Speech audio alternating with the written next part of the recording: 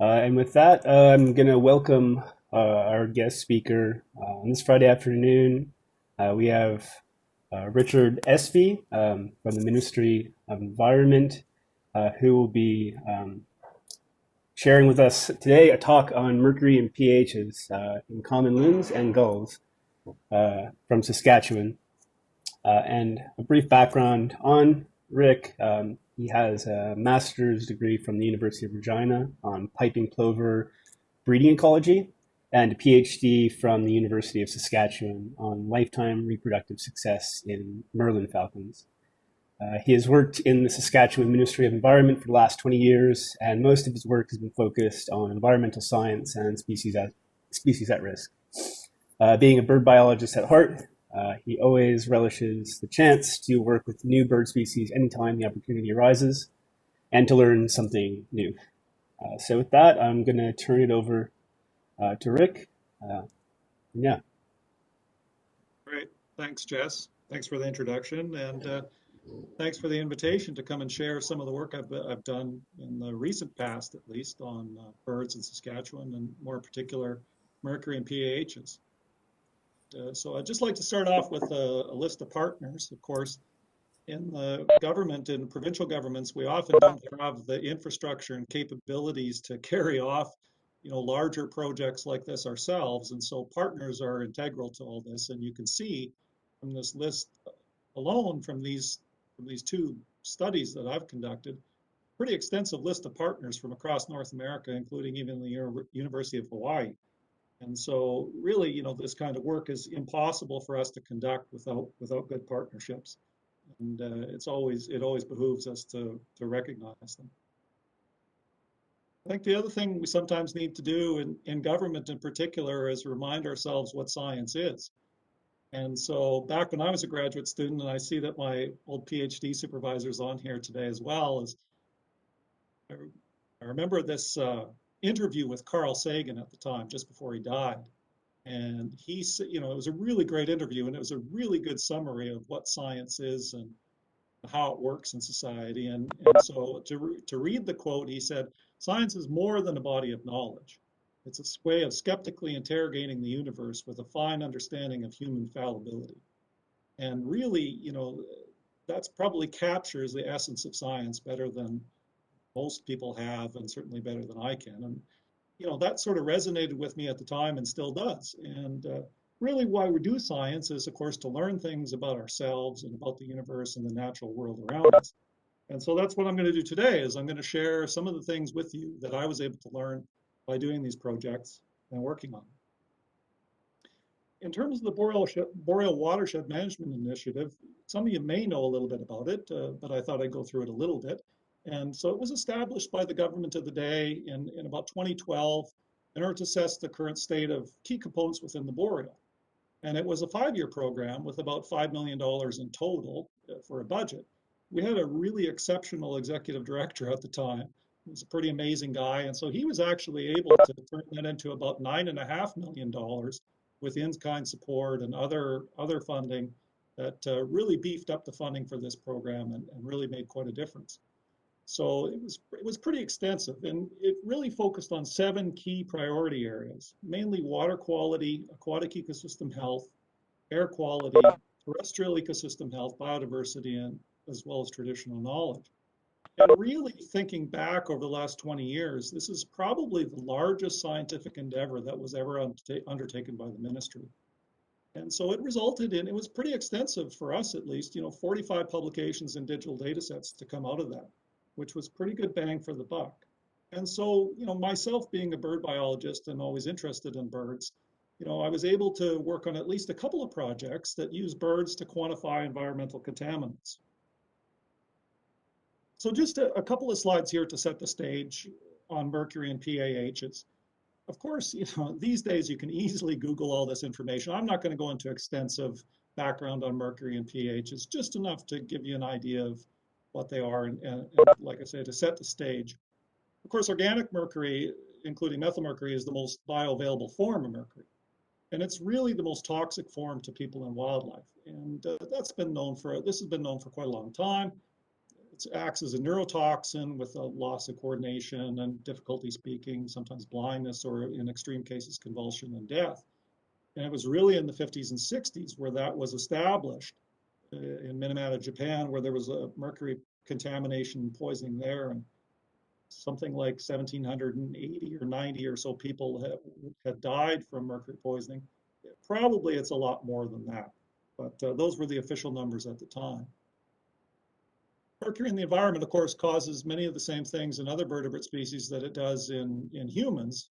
And so you see things like reduced fertility or slower growth and development, as well as abnormal behaviors which might affect survival or in extreme cases even death. And of course, if you really want to dig into the mercury literature, there's a lot out there that's available.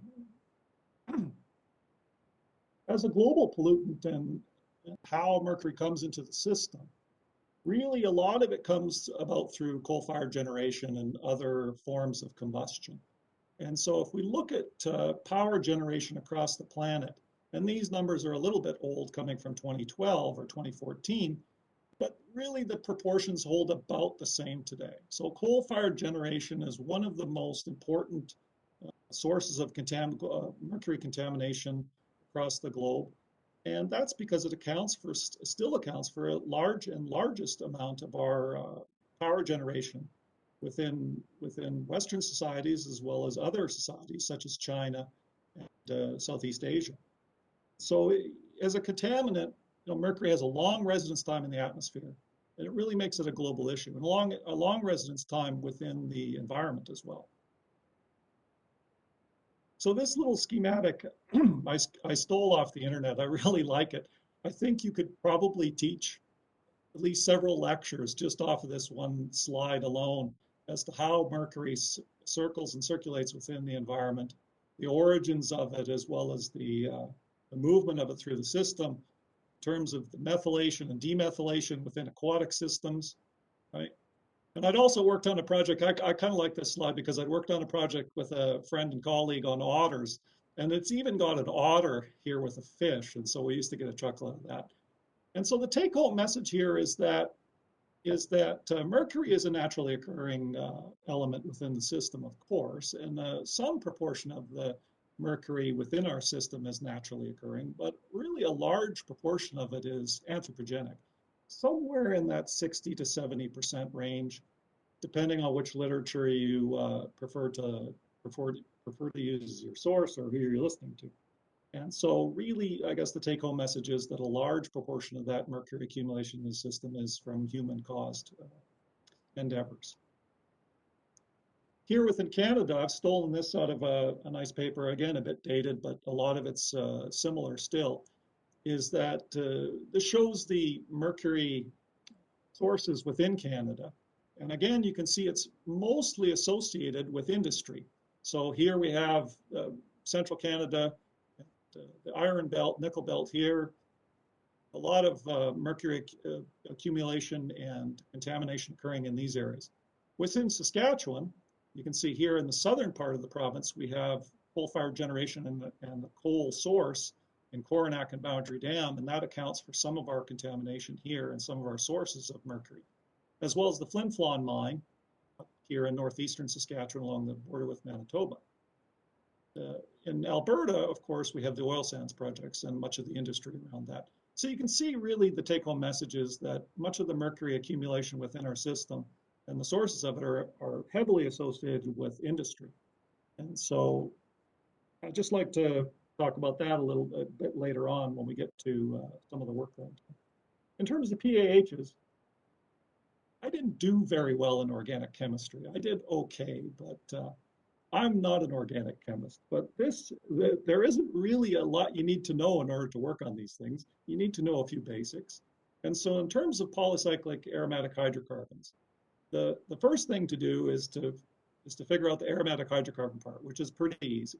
So you have things like benzene, which is the simplest aromatic hydrocarbon that we know of. And so just a basic six carbon ring surrounded with hydrogens. And then, of course, you have other things like toluene and xylene, which have different constituent parts associated with that aromatic hydrocarbon ring. If you link those together, you get polycyclic aromatic hydrocarbons. So on the top you have anthracene and on the bottom tetracene. And of course there are a whole host of these things. You can see I've shown a couple of examples here where there's a straight chain of carbon rings linked together. But if you put them off to one side at a slight angle, that changes the chemical features of the compound and how it interacts with biological systems. The generalities are of pHs are that they're found in cold and tar deposits, but also in forest fires. Basically, anytime there's combustion of carbon material, it creates some sort of polycyclic aromatic hydrocarbons, or pHs as they're more easily referred to. They're widespread organic pollutants. And really, the toxicity of them is structure dependent. In a general sense, from what I've gathered, the bigger ones tend to be more toxic. pHs are known for their carcinogenic, mutagenic, and teratogenic abilities, some of them, not all of them, of course. And so they do have a lot of nasty features to them, if you will, based on their structure and how they interact with biological systems. And of course, just as an example, down in the Gulf Coast, where there's been quite a bit of work on them, they've been shown to affect tuna heart tissue and cause cardiac arrest in tuna heart tissue at very, very tiny amounts. We're talking parts per billion of these things. But unlike mercury, and that's one thing that's a difference between these two sort of areas, is that they don't bioaccumulate within the system. However, they often tend to be linked with fossil fuel deposits, oil production, and oil spills, as you'll see. In terms of why loons and gulls to examine environmental contaminants, well, really, there's a couple of key reasons to look at them, and that's because they're primarily aquatic. And most of the work we wanted to do within the Boreal Watershed Initiative was an aquatic sense. And so it was important to have study species that were linked to the aquatic system. They tend to operate at the top of the food chain, and so you get biomagnification of mercury. So, that's a necessity if it makes things easier if you're trying to look at mercury within the system, to sort of operate at the top where things have been magnified up through the system. They tend to be wide-ranging, and so they cover a wide area, and you can get samples from different areas within the system that you're looking at. And in terms of ability to collect samples, now this is sort of so this slide was somewhat tailored towards gulls, and some of it holds for them, but doesn't hold for loons. And so when I'd written this up, I said, it's easy to collect egg samples, which it is, because once you found a colony, there's a lot of individuals there, and you can just go and collect eggs sort of at will with a standard protocol. It makes it cost effective. And you're able to get samples from a large number of individuals. For loons, as you'll see, that doesn't necessarily hold so well. And they're, of course, a lot more difficult to gather samples from. And really just this graphic on the side here on the right, I'm just showing here that, as we go up through the system, there's an accumulation of mercury in the food chain. That's well known, and I'm sure most of the people on this call are well aware of that. But we're going to come back to revisit that later on again. So I like to show this slide. Anytime I'm having a bad day, I like to look at this slide and think to myself, my day isn't so bad, really. So this is a picture of the Deepwater Horizon drilling platform in 2010 on the day that it exploded and caused the largest oil spill in United States history, resulting in about 11 deaths. And so you can imagine a bad day being on this platform when it exploded and you were stuck on there. And if you were lucky enough, you were probably killed, because and I can't remember the exact numbers. I don't know if anyone actually survived this. I can't remember off the top of my head. But, also resulted in some of the most catastrophic environmental issues in the Gulf Coast. A really tragic event, and something to really ponder when you think you're having a bad day at work. Just a satellite photo here of the oil spill and oil slick resulting from that explosion. This was taken, I believe, a few weeks after the explosion. And you can see the extent. If we can't really zoom in here because it's just a screenshot, but this is New Orleans here, just to put you in context of where we are in the world. And this schematic down here on the right shows the Florida coast, and the area that we're looking at in the satellite photo. So a pretty extensive oil slick coming off of that platform and out of that well when it exploded and broke off. In terms of volumes, it resulted in 4.9 million barrels of oil, or about 210 million US gallons spilt. And to put that in context, the Exxon Valdez at the time, or earlier prior to this explosion, was about 260,000 to 900,000 barrels, which kind of makes me scratch my head as to that estimate of, it's a pretty broad estimate, really. But, anyways, those are the numbers that I've seen floated around the internet. Here's just a schematic of how that oil ended up in the deeper ocean around that area. So just a modeled exercise of where that oil ended up. So what we were looking at in the previous slide, of course, was the oil slick on the surface, but not all of that oil ends up on the surface. Much of it sinks and becomes basically unrecoverable from those deeper waters. Just a couple of pictures here of the oil slick at the time. Of course, we always see the dramatic images on the news and TV of oiled birds and oiled beaches and oil rolling in, and it's pretty dramatic footage, of course, and you can see the extensive oil slick there on the top left-hand corner. As humans, we love to go and try and clean these up, and it's sort of our duty to do it, of course, and to try and de-oil those birds and get them back out. Although from a population perspective, it doesn't necessarily do that much. It does make us feel a lot better about the situation and clean up those beaches. And it is good to try and clean these up. But the reality is that when these events happen, there's a certain amount that's recovered and a certain amount that isn't recovered. So of those 4.9 or nearly 5 million barrels of oil that were spilt from this, or released from this situation, about 3% were skimmed, about 5% burned, excuse me, and about 17% were recovered from the wellhead. So the remaining barrels of oil are still in the environment, trapped in the environment, and some of them get locked away within the system, of course, in deep water systems. But many of them become available or bioavailable, and the constituent compounds within them become available within the system. So, of course, it begs the question of what are the long-term impacts of spills like this or incidents like this. So that was the kind of question that this fellow here, Jim Peruke, was looking at the time in the Gulf Coast.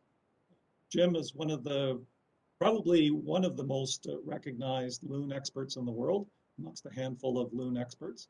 And what he was looking at was what is the effect of the Deepwater Horizon oil spill on loons wintering along the Gulf?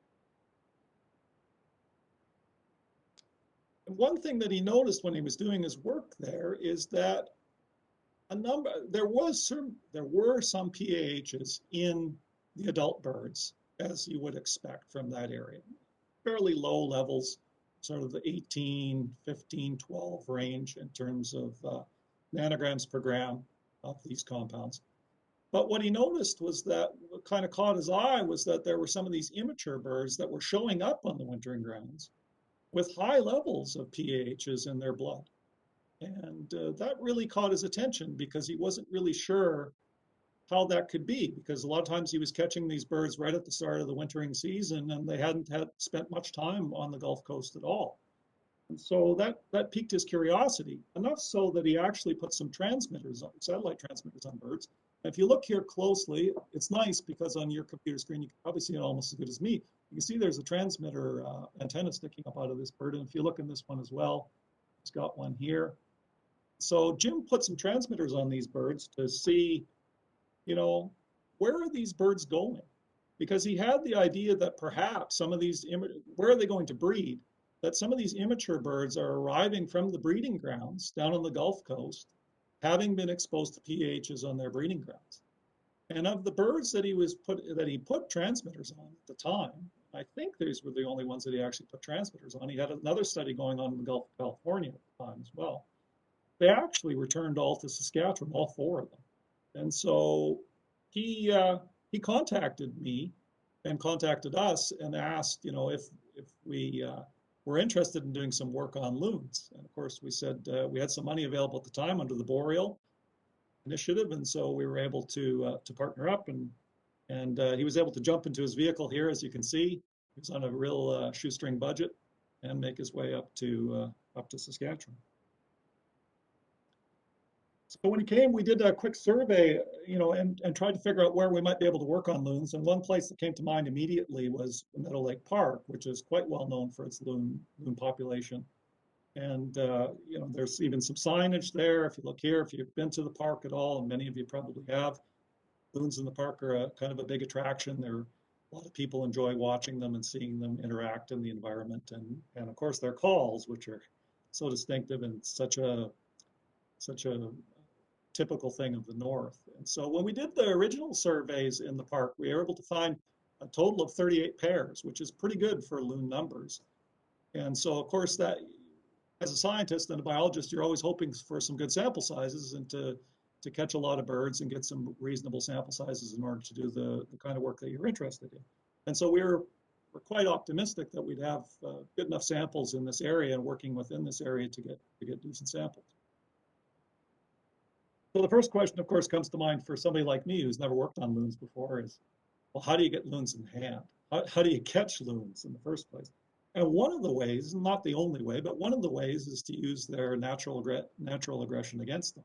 So you can see on the tip of this bird's bill that it has damaged it somehow.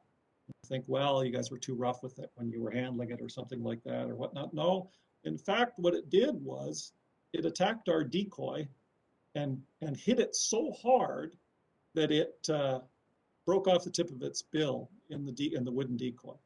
And so the loons are extremely territorial during the breeding season. And so you can use that aggression against them with decoys in their territory, and they'll come to try and attack them. Obviously, they attack and sometimes kill each other during territorial defenses. And so we were able to use decoys. As you'll see in a minute, I've got a few slides here, a few fun slides to show you how we sort of set up and how we caught loons. Because that's always part of the fun of doing biology is trying to catch these things and figure out how to get them in hand and do some work on them.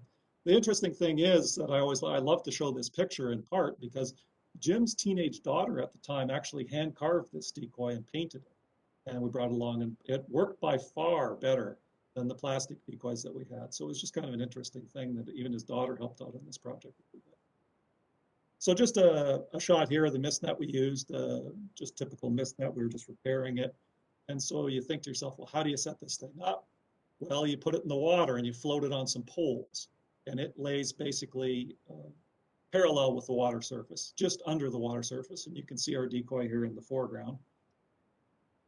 And then when you put that out, you're on, close enough to a loon territory or within a loon territory, you put your decoy somewhere over top of that net and play some calls, of course, because loons are extremely vocal, as you all know.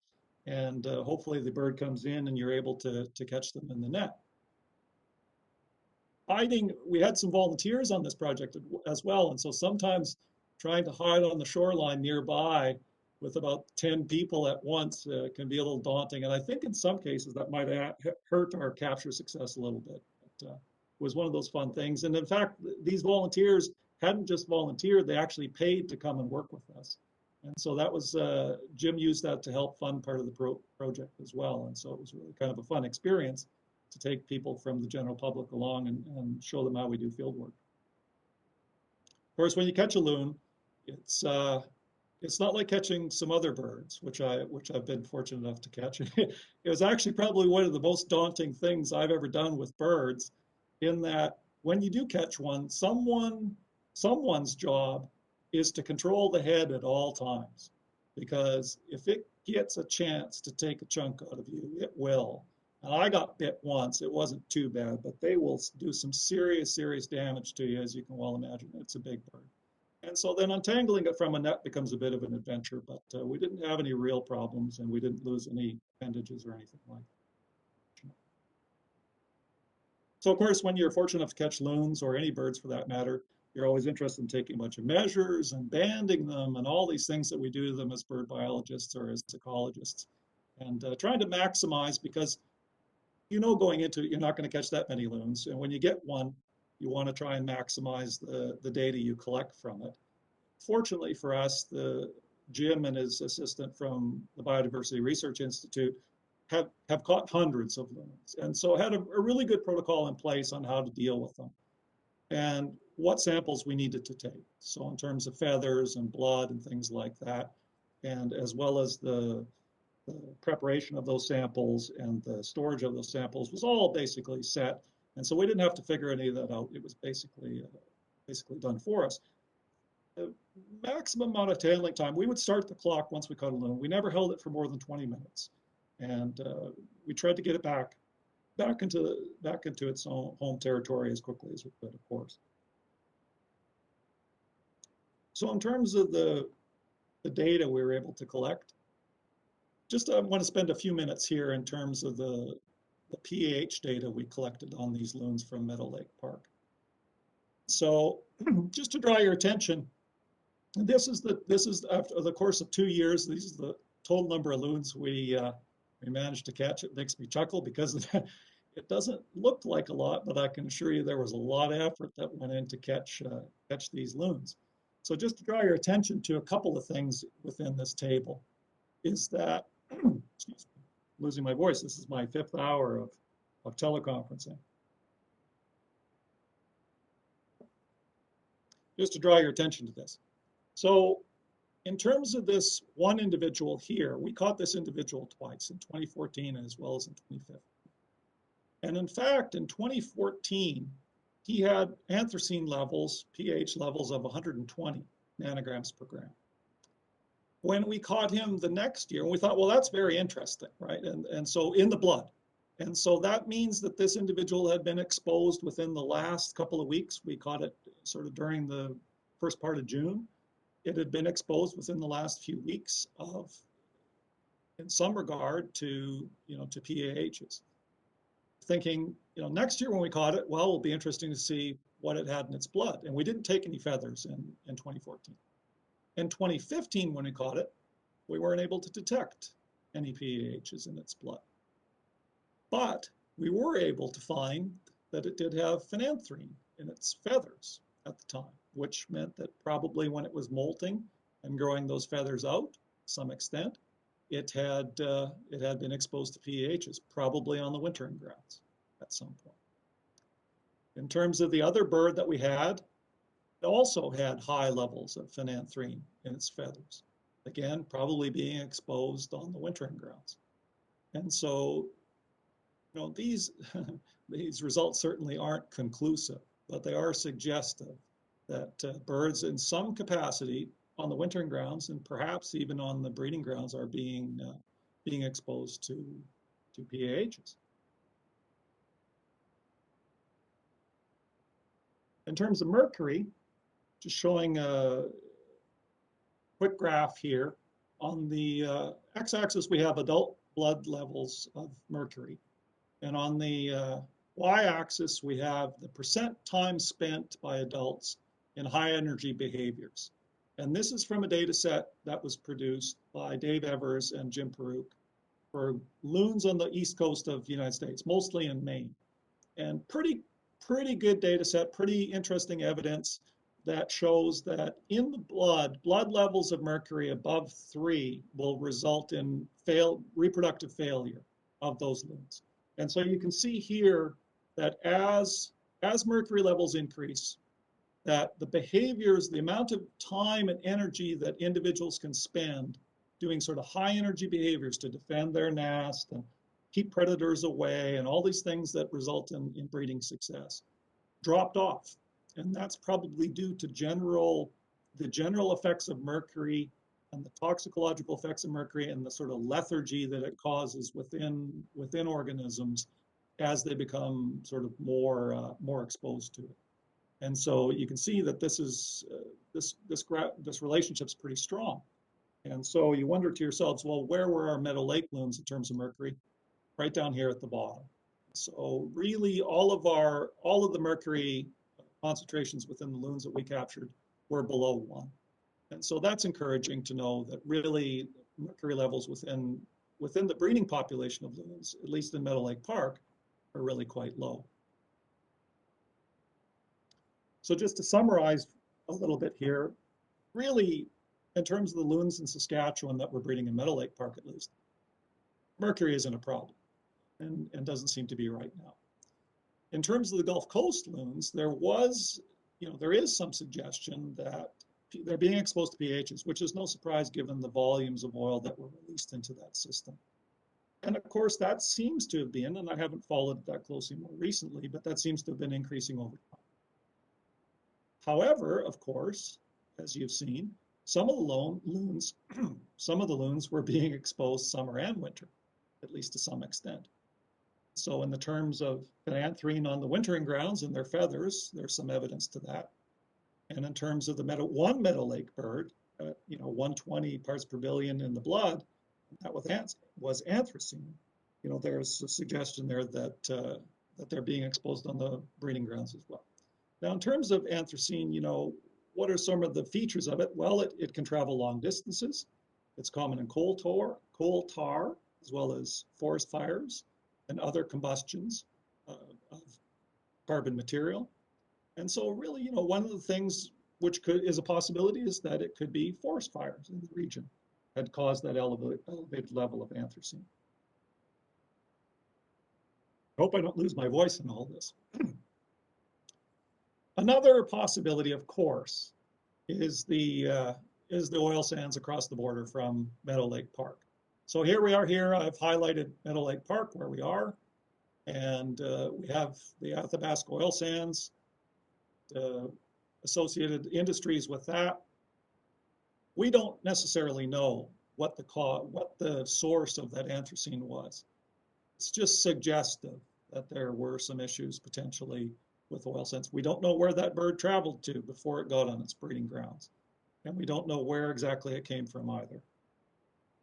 So just some suggestions as to what might be happening. Switching gears a little bit, I'll talk a little bit about gull eggs and environmental contaminants. So, of course, gulls are great to use in this regard because they're ecosystem integrators and they're operating at the top of the food chain. And it's much easier to get samples from gulls. It makes me kind of chuckle, actually. Easier to get samples from gulls and using eggs, especially. Probably some of the easiest bird work I've ever done is to walk around in a colony nest and pick out a few eggs and use them for samples. And so one of the tricks is to have eggs or use a species and a system where the eggs are formed from local resources, because of course in some birds they're using their body reserves, which they may have accumulated in some far off place where they're wintering, to form those eggs. But luckily with gulls, for the most part, are using local resources to form those eggs. And so it's really reflective of the local environment. And of course, ideally, you want to be able to identify some temporal and spatial trends with this. And again, as I said, it's reflective of the environment, so that's kind of ideal in this situation. However, there is this problem of, gull species operating at different trophic levels. And, which gulls are you going to use? And which individuals? So gulls in one area might be feeding lower down on the trophic pyramid than gulls in another area. Or different species of gulls are feeding at different levels on this trophic pyramid. And so that can be a confounding factor in determining any spatial trends or even temporal trends. Or from year to year, they may switch food sources. And so ideally what you want to do is have a way to tease that apart and to account for that if you can. And so, of course, just to reiterate a little bit, with any sort of program like this, what you're trying to do is assess spatial and temporal temporal changes in environmental contaminants. That's primary to any chemical monitoring program, essentially. And it's critical to identify the sources of the emerging contaminants as well as strategies to reduce them and where they're coming from and what the impacts might be. And so in this case, really what we've done was we were part of I'll just move the point on, part of a larger program of oil sands, mercury work, and colonial birds that was occurring in the oil sands area in Alberta for the most part with Craig Hebert, who's a well-known figure within the mercury world as well as the colonial waterbird world. And I'm sure many of you on this call know him. And so because we were interested in doing some work on this, I was able to contact him and get in touch with him and ask, look, we'd like to partner up with you and can we do some work together on this? And he was, of course, very interested as well. And so in terms of the boreal, we were interested in doing a spatial assessment of mercury eggs, or mercury in gull eggs, in the two locations that I've highlighted here. We had available to us, Eastern Athabasca and Preston Lake. As well, though, I had some ideas for down here, and I'll talk a little bit about that later on as we wind up. So in terms of adjusting for trophic position, as I mentioned, because we're using multiple gull species from different locations at different latitudes with different potential food sources, you have to adjust for the trophic position and its influence on potential spatial pattern. And one way to do that is using amino acid compound specific stable isotope analysis. And so try saying that 3 times fast on a Friday afternoon after you've been on teleconferences for most of the day. So AACSIA can gives you the ability to adjust for that trophic position. And really what you're trying to do is to obtain baseline trophic position estimates and trophic position estimates in the same sample. So if we look here, what we have is we have bulk phenylalanine stable nitrogen levels, which gives us the base. And we can gather trophic position from glutamic acid and phenylalanine stable nitrogen levels, if I remember right. I'm just going from memory here, and it's been a while. So what you do is you can relate these two to one another. And you can see that the correlation is very high for all the different species that we've thrown into this mix. This is from 25 locations across Canada to generate this model. And so once you've done that and established that there is this relationship, then what you can do is you can take that bulk, that base level in a linear regression of stable nitrogen and regress that against the egg concentration of mercury in that to generate a relationship and to account for the differences within trophic. And so here, the isotopic baselines versus the THG, or the total mercury levels in this system. What you do is you have the residual values here give you the true or the corrected or adjusted level of total mercury in the egg adjusted for diet for these different species. And you can use that value then as a measure of sort of corrected total mercury within the eggs. And so when we did that, we looked at the spatial differences amongst these different areas. We were able to show that the areas south of the oil sands and the areas north of the oil sands had significantly lower levels of normalized egg mercury. And the areas which were downstream, DS, directly downstream of the oil sands. And so in the receiving waters of the Athabasca River, the mercury that gulls are, the mercury levels and concentrations that gulls are accumulating in their eggs is significantly higher than it is in those other areas. Again, is that the result of human activities and or processes within the system and slight latitudinal differences within the system, methylation rates? That's accounting for those differences between these areas. And here I'm just highlighting that our Eastern Lake Athabasca was in this group and Preston Lake was in this other group. And there were a number of lakes in these different areas, as you saw in that previous slide. So again, we had areas which were south of the oil sands, downstream, and north of the oil sands. But remember, as I'd mentioned previously, we had these southern samples. And at the time, I thought to myself, one obvious thing to do with this, because we had a little bit of money, and sometimes you're able to piggyback things on top of one another. I was interested in knowing what are the mercury concentrations in gull eggs in these areas, down by Coronac and Boundary Dam. And we kind of had a bit of a free ride. We were riding on coattails here because we had money to do this. It cost virtually nothing to get samples from here, have a couple of students go up and do it as well as myself, and then include those eggs within the sampling of this in order to gather some information about this and to try and get a handle on that. We haven't had time or the ability to analyze those. Well, they've been analyzed, but to really sit down and crunch the numbers on those samples. and do anything with them, but they're certainly sitting there and waiting. We have 2 years of data on those. And it would be even a nice follow-up study to go back to those and have a look at them to see whether or not, there's been any changes over time. And so that's another question, of course, is are things changing over time? Are things accumulating, or are things getting better or worse over time? So just the implications and contributions, I'll wrap up here. So I'm right at my 40-minute mark or so. In terms of blood, in mercury in blood in Sask loons, it's low, fortunately, which is a nice finding. And of course, though, some Sask loons are being exposed to pHs both summer and winter. And when we published the paper, we called it initial indications, because really that's all it is. You have an individual or two which have elevated levels of pHs. You can't say much more than that, and you're really pushing your boundaries if you're trying to imply anything more than that.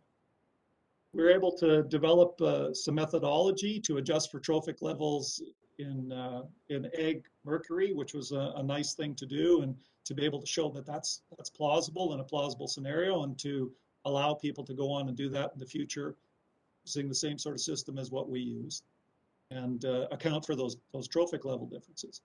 The other finding is that boreal gulls downstream of the oil sands have elevated Hg. And again, we don't know exactly why that is, but there are some good suggestions that some of that is probably due to human-caused industries. And so there's no evidence of elevated mercury in Sask boreal gulls, which is also a good finding on our part, because we're not that far away from the oil sands, just to the east of them, that there could be some influence there. And in general sense, for people living in the north and some people consuming gull eggs from the north, there's limited exposure from consuming those gull eggs, and probably limited exposure to them as well, and limited risk to them. So just to wrap up, I'd say it's been a real privilege sharing with you some of the work I've been allowed to do and involved in the last little bit. I hope that, much like myself, you've learned a few things about loons and gulls, as well as mercury and pHs in them. And with that, I'd be happy to try and answer some of your questions, should you have any. If there are any hard questions about amino acid compound specific isotope analysis, I think I might have to defer, but I'll try my best.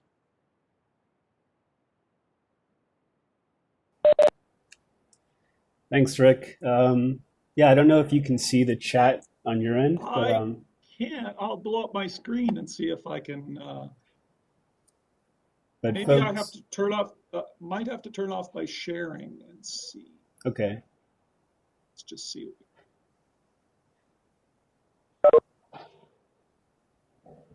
I'll kick it off with a question. Uh-oh, sure. Sounds good. I think I recognize the voice. Yeah, how are you, Rick? Thanks for the I'm, nice talk. thank you. I have a I'll just question say about, oh no, okay. I can't see the questions, so just take turns and call them out, and I'll try and answer them. Okay, I haven't seen any in the chat yet, but I'll just ask a question about the feather PAHs. So Okay. I might have missed this, but was there are you suggesting that the pHs are adhered to the surface of the feathers, so you didn't wash them, or are you thinking they're integrated in the feather shaft? I believe integrated in the feather shaft, not on the surface of the feather itself. Hmm. Okay. And so 'Cause- they were washed feathers then? Do you know? Yes, yes. Okay. Yeah, that's interesting then. Yeah, certainly if they had not been washed and it was something that was adhered, that would make some sense, because I think the compound, yeah, here, the compounds you detected, phenanthrene and anthracene, those are interesting. Are those the only two compounds that you looked at specifically, or? No, no, Okay, we did test for a number of PAHs, and these okay, were the only ones that we detected. And just to keep it simpler for this table, sure. I just kept it to Yeah, those two. We did test for a whole host. If I skip back, if I can get back to Jim's table here, you can see, just skip up here a little bit. It's just those, it's curious that you'd have those two because if I recall, they're both three ring pHs, so they're small. They're kind of considered small Yes, pHs, which that's right. sometimes are found more in airborne, like they can become Mhm. aerosolized and so I was just kind of thinking were they deposited on the feathers and then that is a source of potential re-exposure Right. from the birds preening and ingesting it. Which may explain occasional hits in blood and so on. But Mhm. it sounds like, yeah, if the feathers were washed or clean, that probably isn't the source. But yeah, it is curious that they would be those Mhm. two smaller three-ring pHs, and there might be some pattern there, although not consistent with petrogenic or pyrogenic sources. You don't have enough there to really No. pull out what the real source is. But I thought I'd Oh, just mention oh, that. and two, like you say, when you only have two individuals Yeah, with elevated levels, really, what can you say? And we were, I think, even pushing the limits. They were fat. We published that paper in Facets, and it was. I think they were generous to us a little bit. It was such a clean paper; it required virtually no edits. It was an interesting finding, and that's sort of how we posed it as, boy, here's sure. something that's really interesting, and we don't know exactly what's going on, but we think it's worthy of publishing, and they agreed with us. So that's kind of the approach that we took. I Yeah, think it, I thanks. think it really, yeah, for sure. I think it really warrants further investigation and more detailed study with, increased samples for sure. Any other questions? I think everybody just wants to go outside and enjoy the really nice warm weather that we're having. Hi, Rick. This is Ega. I don't know if you can hear me there. Sure can. Hi, yeah, excellent presentation. So thank you for that. I was just wondering, do we have any understanding of the thresholds of these compounds at which you might start seeing toxic effects or subclinical effects even in the birds? I don't know if that's something known and, how close That's you a were good to question. those Yeah, levels potentially. okay, yeah, I'll take a stab. I think somebody like Christy would probably know a lot more about this than I do, but my understanding is that I would say there aren't necessarily thresholds, but Mhm. in some cases, like I mentioned with the tuna heart tissue, they've been able to show that can have very serious effects at very, very tiny amounts.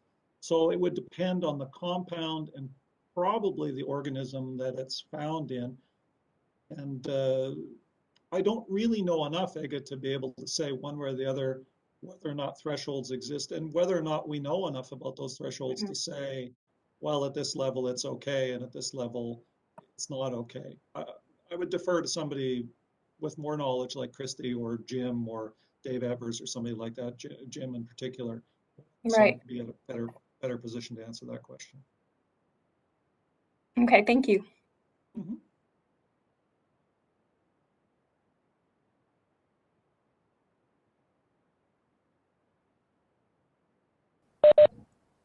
I have a question. I know you said to not ask about the compound specific state laws, and I won't ask a really detailed question, Oh, but that's all right. I'll yeah, try. I know that in they're kind of broken into two kind of broad categories, and I'm just wondering, you chose one, it looks like, to regress against the bulk isotope Yes. values. I'm just curious, to know why that was chosen. Right. Just Why we chose those specific amino acids. Yeah. From what I remember, and I glanced at the paper not that long ago to try and refresh my memory, is that I believe the phenylalanine is very is an amino acid that transfers through the trophic system quite well.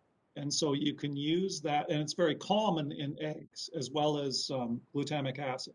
So both of those and are commonly used, I believe, in this technique. So the real person who's the expert. So we had all these eggs analyzed. Craig is a bit of an expert on this, but really the person, and I can't remember his name right now, he's a co-author on the paper, is at University of Hawaii, where there's a stable isotope lab there.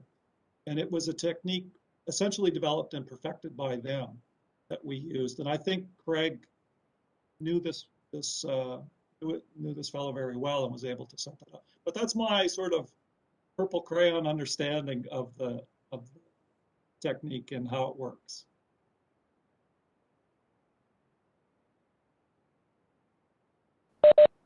Did that help? I hope that Yeah, helped a little yeah, bit, great. Jess. Yeah, thanks. Thanks.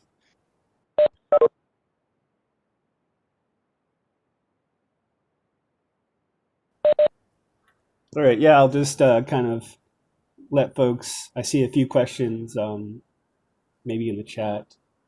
Yeah, I can't see the chat for some reason, but maybe I should, if I turn my screen sharing off, that might.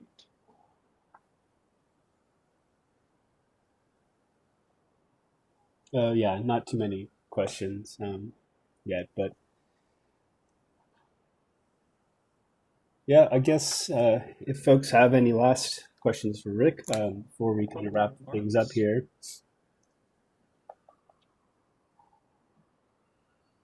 There we go.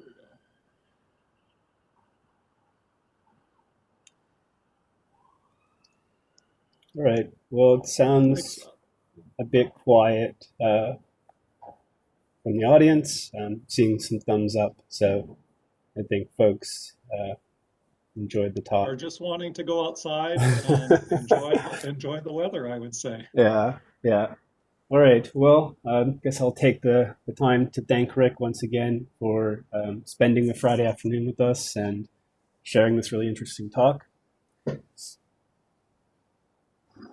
Great. Thanks, Jess. Yeah. Thanks again for the invite. It was a lot of fun, and it made me relearn all this stuff and rethink it through a little bit.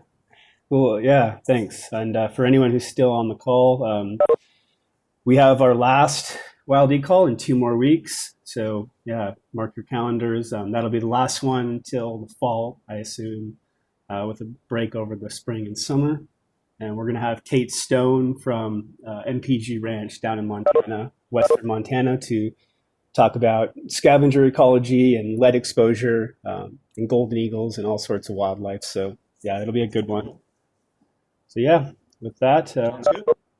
Everyone have a nice weekend, and thanks again, Rick. You too. Take care. All right. Bye-bye.